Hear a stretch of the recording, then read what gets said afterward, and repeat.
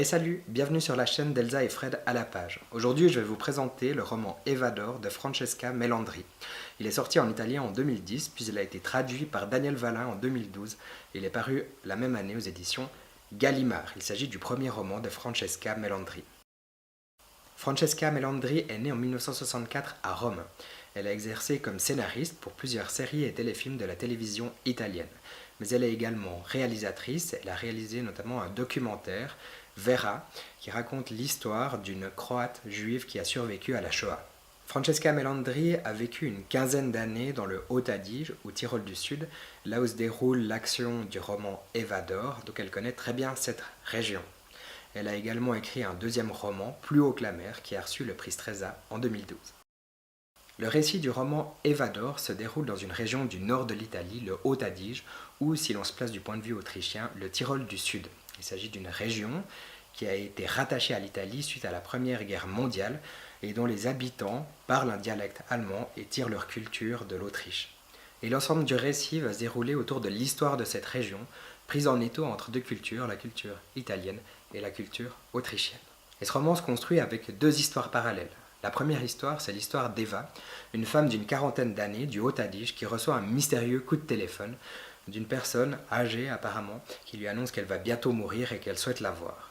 Eva s'engage alors dans un périple en train à travers l'Italie pour aller jusque dans le sud de l'Italie. Le deuxième récit, quant à lui, met en scène la vie de la mère d'Eva. Ça commence en 1919, ça se déroule également dans le Haut-Adige et ça raconte la vie très difficile des montagnards à l'époque. Et la mère d'Eva, c'est une femme magnifique, une jeune fille magnifique, elle va être envoyée dans un hôtel à l'époque, là où le tourisme est naissant, elle va avoir une vie extrêmement difficile. Et de manière plus générale, autour de la vie de la mère d'Eva, ça raconte l'histoire de cette région de 1919 jusqu'à nos jours, l'histoire de cette minorité qui est en quelque sorte persécutée par l'Italie. Et dans le cadre de ce deuxième récit qui traite de manière plus générale de l'histoire du Haut-Adige, on va assister peu à peu à l'émergence de mouvements indépendantistes. Alors ça reste assez bon enfant au début, mais ça bascule assez rapidement dans la violence et on va assister à une répression assez, sanguinaire de l'Italie à l'égard de ces mouvements indépendantistes. Et donc tout au long du roman, on va basculer entre ces deux récits, le récit d'Eva qui prend le train pour traverser toute l'Italie, et le récit plus général, historique du Haut-Adige, l'histoire de sa mère. J'ai énormément apprécié ce roman pour de multiples raisons.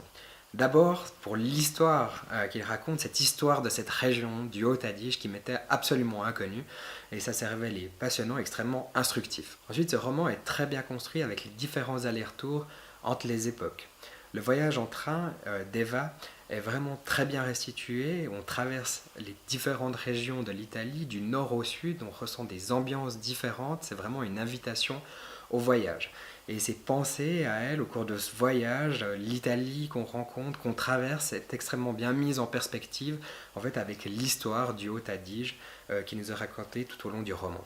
Et au final, on obtient un mélange harmonieux et savoureux entre des histoires personnelles, l'histoire d'Eva, l'histoire de sa mère, des histoires très difficiles à l'époque dans les montagnes, et des faits historiques dans un récit beaucoup plus historique de l'histoire du Haut-Adige, une histoire passionnante qui est méconnue du grand public et qui éclate ici au grand jour. En bref, tout cela débouche sur un roman absolument passionnant dont je recommande vivement la lecture. Vous l'avez vraiment l'autonomie régionale. Pas comme nous en Sicile qui sommes autonomes de l'État italien, mais sujets de la mafia. Si je devais recommencer ma carrière, je déménagerais dans le nord et j'y élèverais mes enfants, sans tous ces pistonnets. Sa femme me regarde et me demande en traître. Pardon de vous demander, mais vous vous sentez plutôt allemande ou plutôt italienne? Et elle n'a même pas lâché ses sacs avant de me poser la question. Je prends ma respiration. La réponse est naturellement bien rodée. Mon passeport est italien, ma langue c'est l'allemand, ma terre c'est la partie du sud du Tyrol dont les autres parties, le Tyrol du nord et de l'est, sont pourtant en Autriche. Nous l'appelons Tyrol du Sud, mais en italien, on dit Haut-Adige, puisque la différence dépend toujours du côté où on la regarde, d'en haut ou d'en bas. Ma réponse la laisse sans voix. Elle regarde son mari. Mais à Ortisei, il ne parlait pas le ladin lui demande-t-elle. Oui, qui du reste, dis-je, est un ladin différent de celui de Valbadia. Quel endroit compliqué, c'est vrai. Il n'y a pas encore très longtemps, quand on disait qu'on était tyrolien du sud de langue allemande, on était traité de terroriste, ou, au pire, on vous demandait « Mais pourquoi vous voulez détester tant les Italiens ?» Voilà, c'était Evador de Francesca Melandri. Salut et à bientôt!